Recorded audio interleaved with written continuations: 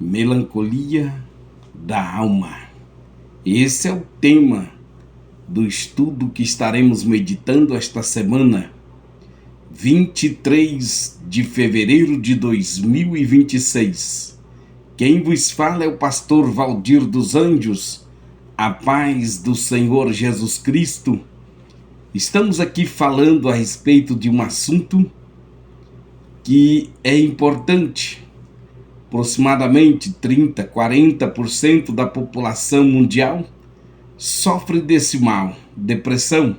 Alguns já foram diagnosticados, outros estão sendo diagnosticados e outros não serão diagnosticados, inclusive dentro da igreja. Então é necessário, é importante que você ouve esta palavra, alimenta a sua alma, fortalece o teu espírito. Olha, eu acredito que você deve conhecer pelo menos uma pessoa que está sofrendo neste momento de depressão. Veremos durante esta semana que a depressão não é um caso maligno, não é possessão demoníaca, mas é uma enfermidade. Diferente da enfermidade física, é uma enfermidade na alma, que é necessária e tem tratamento. E o tratamento certo vem da parte de Deus, porque Deus é o Criador da alma e é Ele que é o remédio para nossas almas. Então gostaria de te pedir, compartilhe, deixa seu like, se inscreve em nossos canais, Pastor Valdir dos Anjos. Seja abençoado, seja curado, seja tocado, seja liberto desta prisão psicológica e mental. Receba saúde física, emocional e espiritual. Desejo que te vá tudo bem. Então vejamos o tema da meditação diária desta segunda-feira é: desprezo a minha vida. Desprezo a minha vida. O texto se encontra no livro de Jó, capítulo 3. Vejamos alguns versículos aqui. Portanto, está dizendo assim: porque não morri eu desde a madre, em saindo do ventre não expirei, porque já agora jazeria e repousaria, dormiria, e então haveria repouso para mim. Versículo 20.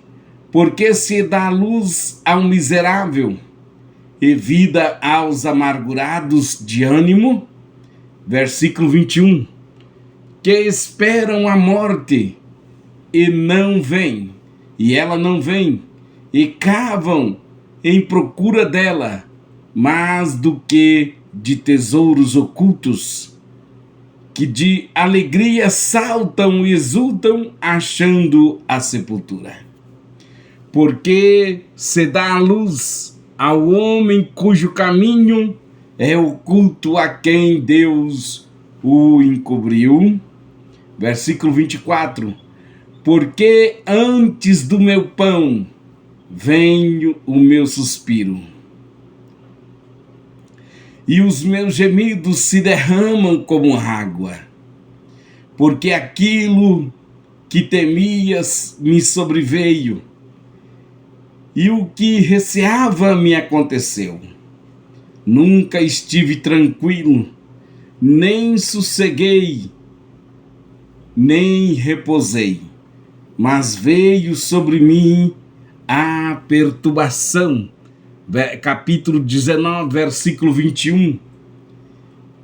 Se for perfeito, não estimo minha alma, desprezo a minha vida. O versículo de número 5 do Salmo 42, o verso de número 5 do Salmo 42 é o nosso texto de apoio. Porque estás abatida, ó minha alma? Porque te perturbas em mim? Espera em Deus, pois ainda o louvarei pela salvação da sua face. Amados líderes, pastores, obreiros, mestres, professores, hoje meditaremos em uma das declarações mais fortes e dolorosas da Escritura. A minha alma me tem por molesto a minha vida. Desprezo a minha vida. Jó, capítulo 9, versículo 21, parte B. Jó, homem íntegro, temente a Deus, passa por perdas extremas, filhos, bens, saúde, honra. No capítulo 3, ele rompe o silêncio e expressa o grito de uma alma esmagada pela dor. Por que não morri eu desde a madre? Jó 3,11. Por que se dá luz ao miserável e vida aos amargurados? Jó 3,20. Estamos diante de um homem fiel que em meio ao sofrimento chega ao ponto de desprezar a própria vida. A fé verdadeira não ignora a dor. Ela atravessa segurando na mão de Deus. Quem de nós, em algum momento, já não enfrentou pensamentos sombrios que colocaram em dúvida o valor da própria existência? Vivemos em tempo em que, mesmo com tecnologia, avanços científicos e desenvolvimento social, a depressão cresce assustadoramente, como já falamos anteriormente, porque a depressão já ultrapassa estatísticas de cânceres e doenças cardiovasculares,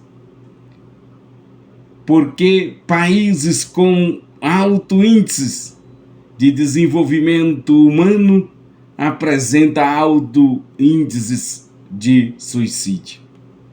Por que pessoas com necessidades supridas continuam infelizes? Porque o homem não é apenas matéria e mente, é um ser espiritual. E há um vazio que só Deus pode preencher, resultado da perda da comunhão após a queda. É uma doença psicossomática, atinge mente, alma, coração e depois o corpo. É tristeza da alma, é abatimento profundo. Portanto, vejamos aqui Jó, o grito da alma ferida. Por que não morri desde a madre? Jó não está blasfemando contra Deus, mas expressando a dor. O hebraico revela um lamento existencial. O hebraico revela um lamento existencial profundo. Ele não deseja apenas escapar do sofrimento. Ele questiona o propósito da própria vida. Dentro da hermenêutica do sofrimento, entendemos que o livro de Jó trata da limitação, o livro de Jó trata da soberania de Deus e da limitação humana em compreender seus caminhos. Existem crentes fiéis que podem experimentar pensamentos de morte. Isso não significa ausência de fé, mas excesso de dor. Amados líderes, compreendam que líderes também adoecem emocionalmente. Como pastores e obreiros, precisamos discernir quando alguém está pecando deliberadamente e quando está sofrendo profundamente. A minha alma me tem por molesto a minha vida. Jó 9:21, a expressão indica um estado de melhor, autodesgaste, estado de desgaste. Melhor, a expressão indica um estado de autodesgaste interior. Jó sente-se exausto da própria existência. E é o retrato da melancolia da alma. Aqui encontramos um dos sintomas claros da depressão: perda do valor próprio, desencantamento pela vida, desejo de desistir.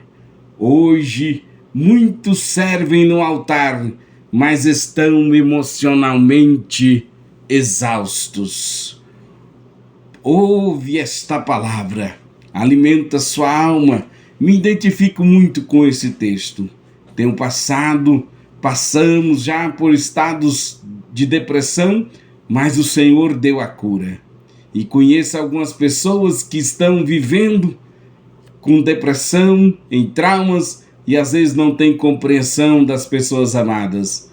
Queridos, se você tem ao seu lado alguém que está menosprezando a vida, alguém que já reclama da própria existência, está cansado de tudo, até mesmo de viver, você está ao lado de uma pessoa que está sofrendo com depressão. Ore por ela, mostre para ela o quanto ela é amada, mostre para ela o quanto ela é importante, mostre para ela que a vida que ela vive não é só dela, mas é das pessoas que a amem. Então, leve ela a Cristo, leve Cristo até ela. E você que está sofrendo por algum trauma, sendo esmagado pelo peso da existência, já desistiu de tudo, eu quero te dizer, Deus não desistiu de você. Jesus te ama e deseja que você vive. Você não precisa morrer. Jesus já morreu por você. Não precisa levar esse fardo da depressão, da rejeição, da solidão. Jesus já levou esse fardo para você. Lance isso sobre ele agora mesmo e seja tocado, seja curado. Continue ouvindo esta palavra. Portanto, hoje muitos servem no altar, mas estão emocionalmente exaustos. Muitos líderes pregam esperança, mas lutam internamente contra o desânimo. Precisamos ensinar à igreja que a depressão pode ser reativa, psicológica, causada por traumas, perdas, crises. Pode ser estrutural, orgânica, endogênea, exigindo acompanhamento médico e, portanto, encaminhar alguém ao psicólogo ou psiquiatra não é falta de fé, é responsabilidade pastoral. Vejamos o nosso texto de apoio, Salmo 42, verso 5. Por que estás abatida, ó minha alma, e por que te perturbas em mim? Espera em Deus, pois ainda o louvarei pela salvação da sua face. Salmo 42 é um cântico de auxílio, é um cântico de exílio e distância do templo. O salmista sente-se afastado da presença manifesta de Deus. Ele declara que suas lágrimas se tornaram seu alimento. No verso 3, temos aqui um quadro claro de depressão espiritual e emocional, mas há um poderoso diálogo com a própria alma. Ele não nega a tristeza, ele a encontra com esperança. A tristeza pode nos visitar, mas não pode governar a nossa fé. A tristeza pode nos visitar, mas não pode governar a nossa fé. Portanto, vejamos, o abatimento pode chegar, mas não pode definir nosso destino. Na visão do livro dos Salmos, aprendemos que a alma pode adoecer, mas também pode ser restaurada pela presença de Deus. Oh, aleluia! Vejamos sintomas e tipos de depressão, mas quero que você entenda Caros ouvintes, nosso objetivo é te levar a conhecer os sintomas e tipos mais comuns da depressão. Primeiro, vejamos melancolia profunda, visão negativa e fatalista, desejo de morte, baixa autoestima, desesperança, choro compulsivo, ansiedade intensa. Portanto, vejamos que como líderes precisamos observar esses sinais nos membros e também em nós mesmos. Caros pastores, líderes, professores, mestres, líderes do círculo de oração, do grupo de varões, da escola bíblica dominical, líder de obreiros, observe, dá uma olhada, examine, procure saber o estado das suas ovelhas, e então Deus vai te direcionar para que você possa levar uma palavra ao coração ferido, à alma abatida, ao espírito desfalecido. Oh, bendito Deus! Vejamos 2 tipos: reativa psicológica, abordagem terapêutica, psicólogos, conselheiros, acompanhamento pastoral. B, estrutural orgânica, endogênia, abordagem medicamentosa, psiquiátrica ou neurologistas, aliado à terapia. Cura definitiva. A cura definitiva envolve cuidado integral, espiritual, emocional e, quando necessário, médico. Portanto, veja bem, cuide-se, cuide o que você está ouvindo, o que você está assistindo, ao lado de quem você está. Se você estiver trabalhando em um lugar onde está te diminuindo, não está reconhecendo o seu potencial, se você está servindo a Deus em um lugar onde você não é reconhecido como um membro ativo, como alguém que pode fazer, que tem algo de Deus para entregar, cuide-se. Vá até o seu líder, converse, explique a sua situação. Se isso não for resolvido, é fora da sua alçada, então escapa-te pelo seu próprio bem, escapa-te pela salvação, pela cura, pela saúde da sua alma. Portanto, o pastor Josué Brandão disse: a depressão não é o fim da história de um cristão. É um capítulo que Deus pode transformar em testemunho. A depressão não é o fim da história de um cristão. É um capítulo que Deus pode transformar em testemunho. Quando a alma adoece, o remédio começa na presença de Deus e continua no cuidado responsável. Pastor Josué Gonçalves também falou: a cura da depressão começa quando a pessoa entende que não está sozinha e que Deus ainda escreve sua história.